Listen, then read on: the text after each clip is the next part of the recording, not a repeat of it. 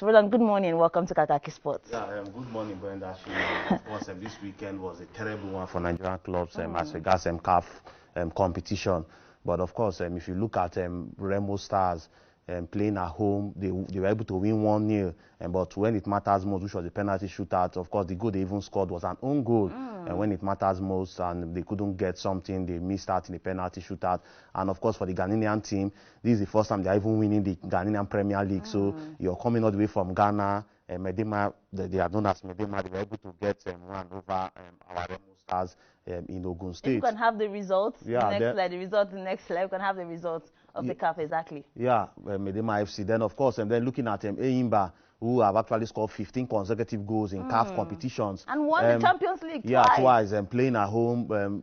Then you expected them to actually get something. Of course, this team, Al Hilal, came with a game plan. If you notice very well, they were on the defensive all throughout the 90 minutes. They were just defending. You know, the North African and their tactics. Yes. The small thing, they would just go down and the referee would delay and stuff like that. The referee even added 6 minutes, we were hoping that Oyimba was going to get something. At least get a goal first. We know they needed 2 goals to qualify straight, but get a goal first because I haven't scored 3 goals away from home, and you can't score 1 goal at home, man. It's one of those things that happen in football. I feel so sad, and for Nigerian team especially. Let's talk about Bender Insurance. They are just making a return to top flight football in Nigeria, and now getting that massive qualification to the next round. What does this make of them? Does it mean they've actually, looking at their history or their head-to-head, they've never lost the first preliminary round stage in the CAF competition? So is this something we should look out for going into the next round? Yeah, for Bendel Insurance, I think they were motivated by the governor of that state, and you look at them and they were very optimistic. Even when they played at home, when they won narrowly 1-0, it was a tough encounter, but of course they ended up winning that game by 1-0 at home. So when they went away, of course, it went into a penalty shootout, and their keeper saved them that day. You can imagine him saving a penalty in the 15th minute or 30th minute thereabout of that encounter. Then, of course, they were just superb on that. The Bendel Insurance, proud of them. Hopefully, they will get into the group stage proper because, of course, this is the first preliminary round. They just qualified. There's the second. Then, of course, the morning spinning group stage. We're optimistic that Bender Insurance at the end of the day will make Nigeria.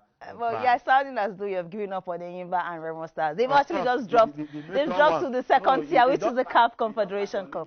UEFA Champions League and going to Europa League or Conference League, man. It can never be the same. All right, we'll keep our fingers crossed for Nigerian teams. Hopefully they get something out of, the Confederation Cup this time around. Well, it's quite a dramatic weekend. I know you're smiling, but it's not about the smile yet. Yes, Manchester United got that needed win against Nottingham Forest. Very hard-fought victory. But let's not look about the most talked about, the recent one that was played yesterday against Liverpool, 10-man Liverpool and Newcastle United. This was one competitive game. Early red card in the game. Captain Van Dijk sent off, and Liverpool still ended up with a maximum 3 points in that encounter. What do you make of this team going into the next round? This is just match day 3 anyways. Well, for Liverpool yesterday, it was a massive win for them against Newcastle United. On Saturday, I was here on Sports 5 with Osai before Sifo, and I said it categorically and emphatically that Liverpool were going to win this match against Newcastle United. However, when that red card happened, I was thinking it's not going to be. Yeah. But at the end of the day, they fought very hard, Jurgen Klopp's men, and they were able to win Newcastle, a very strong side at home. But when you look at record between both teams, you see that Liverpool always have the edge over Newcastle United. And for Liverpool, it was a big win for them yesterday against Newcastle United. Then for Manchester United, coming from 2 goals down to defeat Nottingham Forest. I know you called me that day because I only scored. Yes, I was working, so your call even distracted me from my work and also the football match. But Manchester United, kudos to them. They fought very hard. And for the Arsenal, they dropped a valuable point at home against Fulham. But of course, it was the London derby. Chelsea big win on Saturday. I know, first major win against Pochettino. I know Mr. Benga Aruleba is a very happy man now that Chelsea finally won the game at home. But one would argue this. I mean, you're playing against Luton Town. No disrespect to Luton Town. They just returned to newly promoted to the Premier League, and you got that win. It was expected, anyways. Would you agree with that? Yeah, I expected Chelsea to actually win that game, to win Luton Town. I know Chelsea were going to get all 3 points no matter what happens. but for them, they win and they won that match. And you saw Sterling performing very well, and you saw that team that day, and you were impressed with them. Yeah, we can wrap up the conversation this morning without touching on Victor Osimhen's achievement and a significant milestone in European football, scoring his 100th club goal in 193 appearances yesterday as Napoli trashed Sassuolo 2-0 in match day 2 encounter in the Serie A. Okay. On fire, 100 goal, career goal, club goal. You have to give it to him. And now he's been likened to the likes of Lionel Messi. He's even surpassed Lionel Messi's achievements. In terms of 100 goals, I'm saying in terms of I agree with you. The number mark. of matches played to score 100 goals, but of course, you have to give it to him for his formidable days at Wolfsburg in the German Bundesliga. I went to Belgium, Real Charleroi, then of course Belgium to Lille, then of course Napoli, where he has been the force to be reckoned with.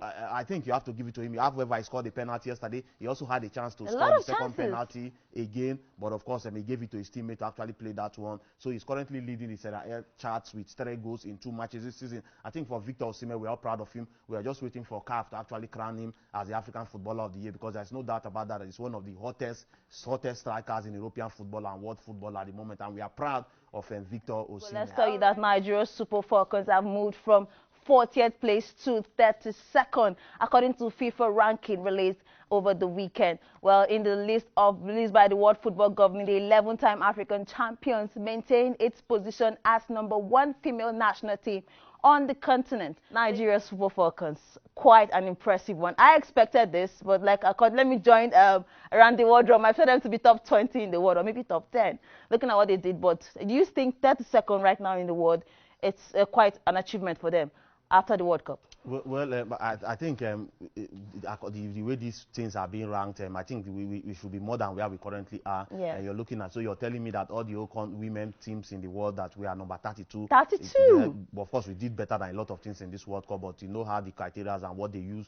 to actually rank these teams. But for our Super Falcons, of course, we are proud of their achievement, and we believe they can only get better. We are impressed with a lot of them. Just like the coach was also surprised, or he wasn't expecting. Yeah, to go that low. Myself also, I think we should have gone higher than where we currently are. And for Sweden remaining #1, and of course Spain, England, and of course United States of America. You know, United States of America, they've dominated women's football for a very long time, and you know they will always bounce back when it comes to women football, because they are so good at it. They've won the Women World Cup more than any other team. But for Super Falcons and other African teams that also went to the World Cup, the likes of Morocco, South Africa, I think this is Zambia. They've all also moved up the table a little bit. So you can always believe that African football will get better as we make progress in football. I believe we should get to that level where money shouldn't be an issue for people, the athletes that represent Nigeria. When they do well, you give them what is due them. The world shouldn't know that you're owing them, because of course it's quite embarrassing. All right, they've paid their head coach. That's a start. So we hope that by the week we'll be hearing good news regarding the payments of the Super Falcons, their allowances from 2019 up until date. Well, I mean that's the much we can take on Kakaki